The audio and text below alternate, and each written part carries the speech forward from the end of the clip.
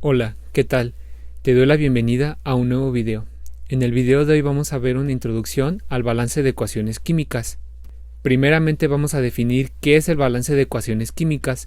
Va a ser el proceso por el cual se iguala el número de átomos de cada elemento en los reactivos, lado izquierdo de la flecha o primer miembro, con el número de átomos de cada elemento en los productos, lado derecho o segundo miembro de la flecha.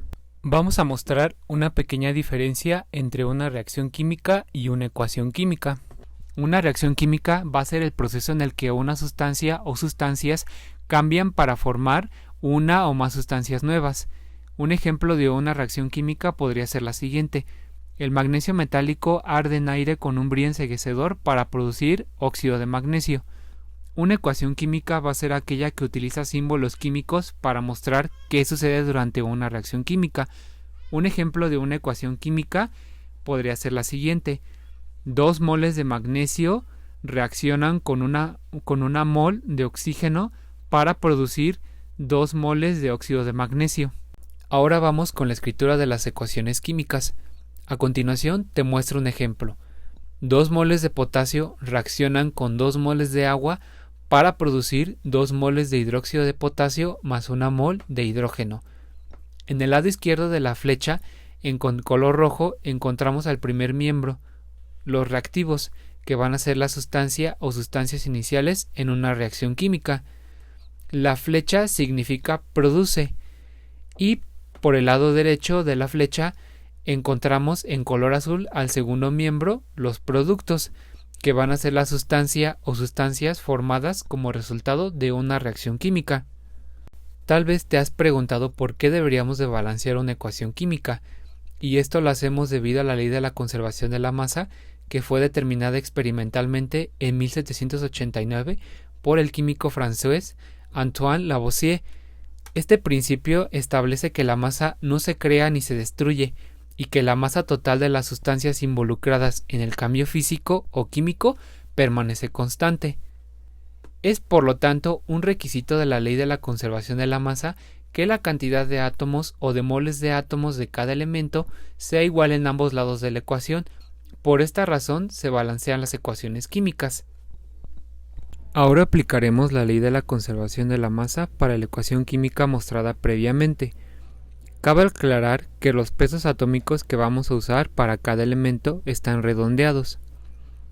Vamos a determinar la suma de los pesos atómicos de cada uno de los elementos para el miembro de la izquierda o primer miembro. Empezaremos con el hidrógeno.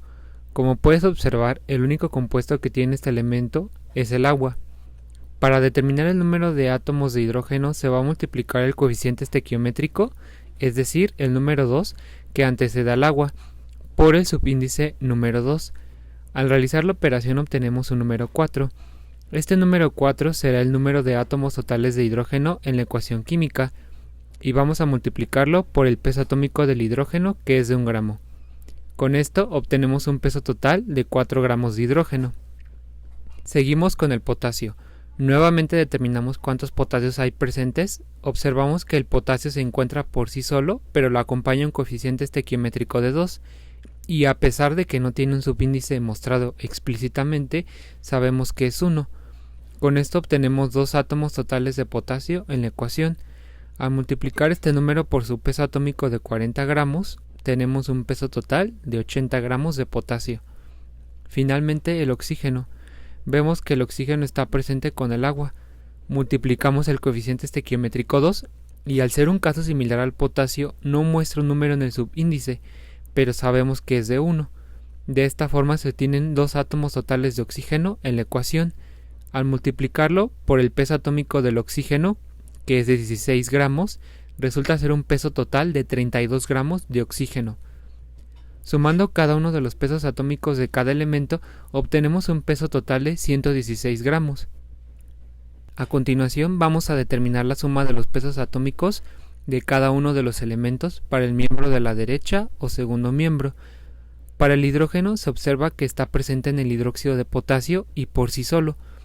Por parte del hidróxido de potasio vemos que lo antecede un coeficiente estequiométrico de 2, y al estar presente un solo hidrógeno tenemos 2 átomos totales de hidrógeno. Y para el hidrógeno molecular observamos que no lo antecede un coeficiente estequiométrico, pero sí tiene un subíndice 2. Al sumar los átomos totales de hidrógeno para estos dos compuestos, obtenemos 4 átomos totales de hidrógeno. A multiplicarlos por su peso atómico de 1 gramo, tenemos un peso total de 4 gramos de hidrógeno. Para el potasio, observamos que está presente en el hidróxido de potasio. Al tener un coeficiente estequiométrico de 2 y al no mostrar un subíndice, sabemos que es de 1. Multiplicando, obtenemos 2 átomos totales de potasio.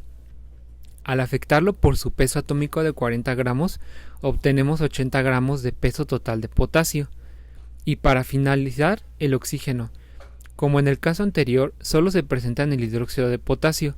Al tener un coeficiente estequiométrico de 2 y no mostrar un subíndice, sabemos que es de 1. Multiplicando, obtenemos 2 átomos totales de oxígeno. Nuevamente multiplicamos este dato por su peso atómico de 16 gramos, resultando ser 32 gramos de peso total de oxígeno. Sumando cada uno de los pesos totales, tenemos 116 gramos como peso total. Al compararlo con el otro dato del miembro de la izquierda o primer miembro, observamos que tenemos un peso total de 116 gramos. De este modo comprobamos la importancia de la ley de la conservación de la masa para el balance de ecuaciones químicas. Al momento de realizar el balance de ecuaciones químicas hay que tomar ciertas consideraciones. Una de ellas es que no debemos de cambiar los números de los subíndices, pues estos son indicativos de la cantidad de átomos que están en la fórmula química. Tomando como ejemplo la ecuación química anterior, podemos observar que aquí hicimos una modificación a los subíndices del potasio y del hidróxido de potasio. Otra de las consideraciones es que no debemos intercalar los coeficientes estequiométricos. Tomando nuevamente el ejemplo anterior, podemos observar que en la ecuación nueva hicimos un intercambio de coeficientes estequiométricos del hidróxido de potasio y del hidrógeno molecular. Finalmente, en la expresión final de la ecuación química no se debe de quitar o agregar sustancias. Tomando como ejemplo anterior la ecuación química, podemos observar que en el lado de los reactivos eliminamos al potasio y en el lado de los productos agregamos el cloruro de sodio. Es importante balancear una ecuación química debido a que la gran mayoría de las ecuaciones deben estar balanceadas para resolver diferentes cálculos en otros campos de estudio más especializados de la química o relacionados a ella, tales como la estequiometría, química analítica, electroquímica, corrosión, termodinámica, cinética de reacciones, etc. Hay diversos métodos los cuales nos ayudarán a balancear las ecuaciones químicas. Cabe mencionar que cada método tiene ciertas ventajas y limitaciones.